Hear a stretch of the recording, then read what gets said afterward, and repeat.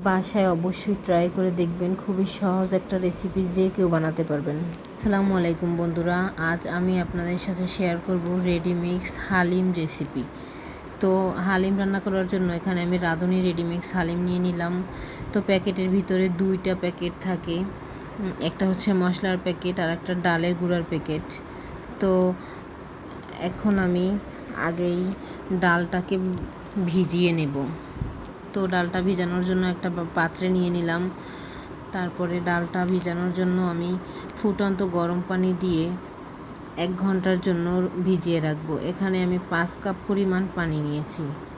তো পানি দিয়ে এখন একটা ঢাকনা দিয়ে ঢেকে রাখবো, যাতে ডালটা ভালোভাবে ফুলে যায়। তো ডালটাকে রেস্টে রেখে আমি এখানে মাংস রান্না করার জন্য চলে আসলাম। তো পেঁয়াজটাকে ভালোভাবে ব্রাউন কালারের ভেজে নিয়ে এখন এখানে বাটা মশলাগুলো দিয়ে দেব। তো এখানে আমি আদা বাটা, রসুন বাটা, জিরা বাটা নিয়ে নিলাম। তো বাটা মশলাগুলোকে ভালোভাবে ভেজে নেব। এখানে গরম মশলা দিয়ে দিব, দিয়ে আমি মশলাটাকে ভালোভাবে ভেজে নিয়ে এখানে আমি পরিমাণ মতো হলুদ দিয়ে দিব, হলুদের গুঁড়ো, স্বাদ মতো লবণ দিয়ে দিব। তারপরে রেডিমিক্স হালিমের যে মশলাটা ছিল ভিতরে, ওইখান থেকে আমি অর্ধেক পরিমাণ মশলা দিয়ে পানি দিয়ে ভালোভাবে এখন মশলাকে কষিয়ে নেব।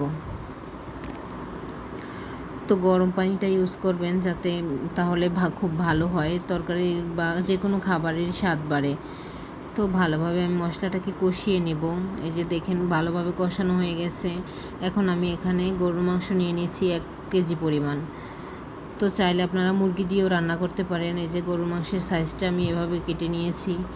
তো এখন আমি পুরো মাংসটাই দিয়ে দেব। তো মাংসটা দিয়ে ভালোভাবে কষিয়ে নেব। এখন ঢেকে রেখে দিয়ে এই যে কষানো হয়ে গেছে আমার মাংসটা। এখন আমি ভালোভাবে যে উপরে তেল ভেসে আসছে, কষিয়ে এখন পানি দিয়ে দেব মাংসটা সিদ্ধ হওয়ার জন্য। তো অল্প পরিমাণে ফুটন্ত পানি দিয়ে দিলাম। তো এই তো এখন আমার মাংসটাও সিদ্ধ হয়ে গেল। তো এখন মাংসটা সিদ্ধ করে ভালোভাবে এখন আমি একদম হালিম দেওয়ার জন্য, হালিমের যে ডালটা দেওয়ার জন্য আমি পানি দিয়ে দিলাম। তো এখানে আমি পানি দিয়ে এখন ঢেকে রেখে দেবো, পানিটা বলক আসা পর্যন্ত। তো এই তো বলক চলে আসছে। এখন হালিমের যে ডালটা ভিজিয়ে রেখেছিলাম, এই যে দেখেন কি সুন্দরভাবে ফুলে গিয়েছে। তো এই ডালটা আমি এখন ঢেলে দেব।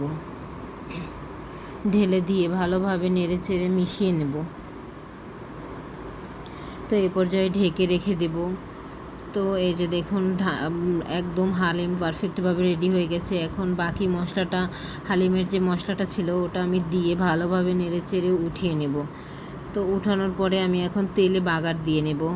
তো বাগার দেওয়ার জন্য আমি শুকনো মরিচ, রসুন কুচি, জিরা নিয়ে অল্প একটু পরিমাণ তেল দিয়ে এগুলোকে ভালো করে বাগার দিয়ে মিশিয়ে নেব।